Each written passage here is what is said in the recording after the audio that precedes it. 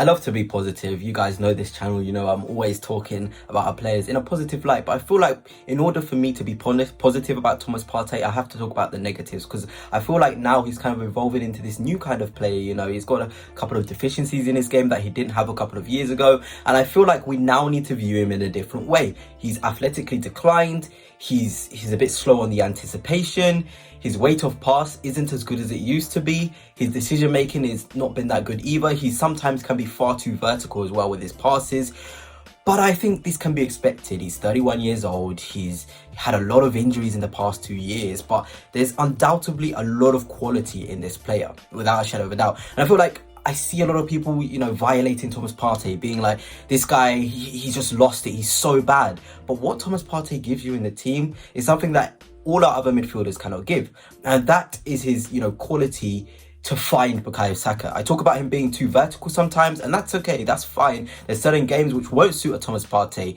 but in terms of how he picks his passes, sometimes when he can open up a game with a simple turn, he did that a lot in pre-season, you'll see in the clips next to me, there's a lot of composure in his game, and I feel like his decision making again is coming back to him, because last season, you know, I pick out Old Trafford, for example, his pass selection was so poor. And at the start of pre-season, he had a couple of poor games in the first the first couple of games. But he's now really picked up. And he's now a sort of player I love to define as he needs the momentum kind of player. You know, Thomas Partey isn't going to be the sort of player that you can play one game, put on the bench and then expect another, 7, 8 out of 10 performance. He's just not that kind of, player. He needs to have this rhythm. He needs to know his pass selection, see the game, build relationships on the pitch, especially now we've got a completely new, front line now. Trossard is sometimes on the wing. He's normally used to see Martinelli, who would switch the ball into that, title charge season, firstly, when he was next to Xhaka. Now it's Trossard there sometimes, Calafiori is going to be there maybe, sometimes.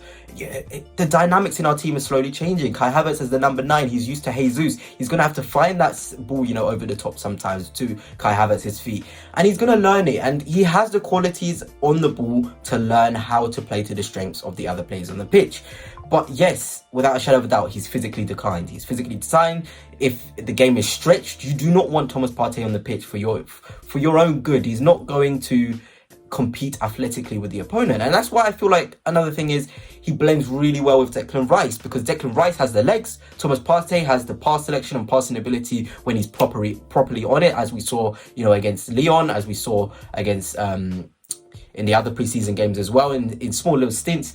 He has that passing quality and that pass selection really on. Like, he knows what he's doing when he's got the momentum, when he's got the rhythm of the game. He's a really hard player to stop on and off the ball.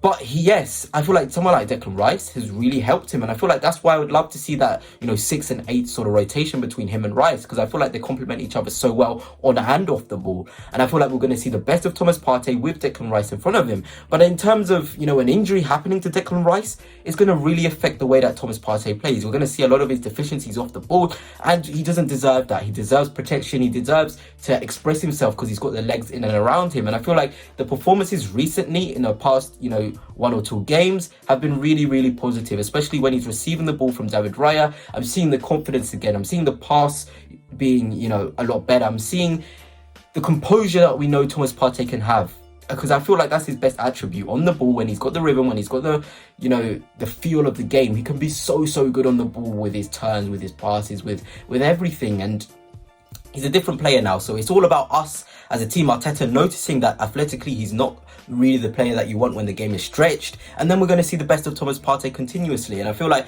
we need to see that beautiful double pivot of him and Rice and Odegaard to the right of him, who have the legs to press, because I feel like that's going to get the best out of Thomas Partey, who is a player I rate so highly. He came at a time when we didn't have a lot of options in there, a lot of players didn't want to come to us, but he took the hit, he took the punt, he said, I want to come to Arsenal, I want to try this project out. And now he's on that 30, 31, 32 on a lot of wages. It's easy to point him out and be like, he's so bad, what happened to him? He fell off. No, injuries, they really impact a player both physically and mentally. He declined, it's normal. It's a 31-year-old here. There's a lot of minutes has been in his legs. There's a lot of miles he's done over the last 10 seasons, and a lot of Miles, especially at Atletico Madrid, in their play style with Diego Simeone, coming to Arsenal, adjusting to the Premier League, it hasn't been that easy. But when he is on it, when he has the rhythm, when you give him the confidence, you'll see the best of Thomas Partey. And I feel like he can be, the best sixes. And I know I talk about, him being not as good anticipating and intercepting, but the guy's really, really got that on lock as well. Yes, when he hasn't got the rhythm, when he hasn't got the, feel of the game, he can be a little bit off in his press, in his anticipating. But when he is on it, he can sniff anything out. I love it. I love it when I see Thomas Partey sweep over to the right-hand side with the Saka and Ben White and Odegaard trio and sniff the danger. He is got that right-hand side bias, so we don't see the deficiencies of Odegaard off the ball, because Thomas Partey sweeping up that area. He almost has the confidence to be like, I can come over to the right-hand side now, because I know Declan Rice has the ability to cover the whole left flank defensively on his own. He has that confidence in Rice, and that's such a shame we didn't get to see that duo a lot last season. But like this season, we'll see it a lot, and we'll see the best of Thomas Partey. But the way that Thomas Partey reads the game at times, it is just so admirable, and he's just got a lot of quality that I felt needed a video to focus on, because I know a lot of my followers are big fans of Thomas Partey, and rightly so. He's the sort of midfielder that a lot of managers will want in their team. I know Liverpool are out there looking for a 6 since they got rejected by Zubimendi, but Thomas Partey would be a dream option for many of the big clubs. And whilst he's here, whilst he's probably going to stay, let's use him for one more season. Let's get our best Thomas Partey, get him not doing tasks which require him to run a lot, not getting him in fixtures where he's going to have to be running to the ground athletically against road runners. I'm talking the Liverpool at Anfield. Thomas Partey may not be best suited to that fast-paced game. You may see his deficiencies. Just pick the games out. At home, the crowd are on us. Manchester City, I feel like that's a perfect game for Thomas Partey as well. But again, it's all depending on Mourinho, all depending on Arteta, how they see Thomas Partey. But, for me, he's a quality player who needs rhythm, who needs to feel the game, who needs to have legs around him, who needs constant movement in and around him, because he's a really clever player as well. This is a player who's really, really clever. He can see a pass, little balls around the corner, line breaking passes as well. Something that we needed from midfield that we missed a lot last season. I know I say Declan Rice is really good, but sometimes Declan Rice, when he would come towards Raya, it's difficult coming from West Ham, a different style of play.